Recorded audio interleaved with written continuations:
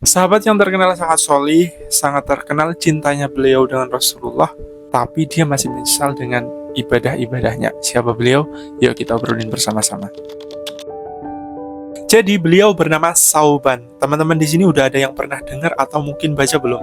Mungkin beliau memang itu tidak terkenal sahabat terdekat Nabi seperti Abu Bakar As-Siddiq, Umar bin Khattab, Utsman bin Affan ataupun Ali bin Abi Thalib yang sudah sering kita dengar ya pas kita dapat pelajaran sejarah ataupun sejarah kebudayaan Islam.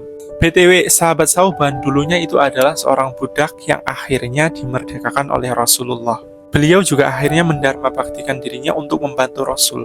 Pada masanya, beliau itu sangat terkenal kesolihannya, kecintaan beliau dengan Rasulullah, dan kelekatan beliau di masjid. Artinya apa? Beliau itu tidak pernah meninggalkan jamaah bersama Rasulullah. Sampai-sampai Sauban ini punya tempat favorit di dalam masjid yang akhirnya diketahui oleh Rasul dan oleh para sahabat, yaitu di pojok kanan bagian masjid. Suatu ketika saat Rasulullah akan menjadi imam sholat subuh, beliau itu tidak melihat sahabat Sauban berada di tempat favoritnya. Kemudian Rasulullah bertanya dengan jamaah yang lain, "Aina Sauban? Di mana Sauban?" Dan para jamaah itu tidak ada yang mengetahuinya. Tidak tahu ya Rasulullah. Kemudian karena Rasulullah itu paham kalau Sauban itu tidak pernah meninggalkan jamaah bersama Rasul, Rasulullah itu akhirnya menunggu. Ditunggu sampai beberapa waktu, akan tetapi sahabat Sauban itu tidak kunjung datang.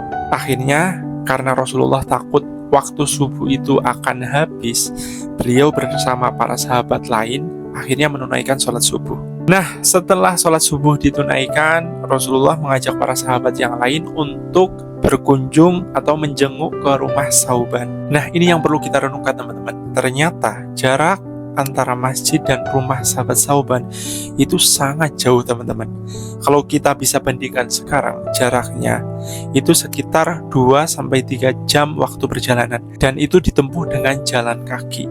Yang pada saat itu pastinya belum ada motor, sepeda, dan lain sebagainya ya. Akan tetapi beliau itu sangat istiqomah untuk senantiasa mengikuti jamaah sholat 5 waktu bersama Rasulullah.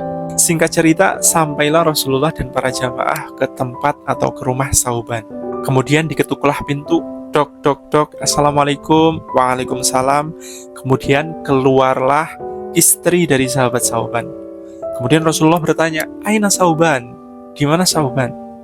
Sang istri dengan berlinang air mata kemudian menjawab, "Inna zauji qad mat." Sesungguhnya suami saya telah meninggal dunia. Dan ternyata Sauban meninggal dunianya itu ketika akan menjelang waktu subuh.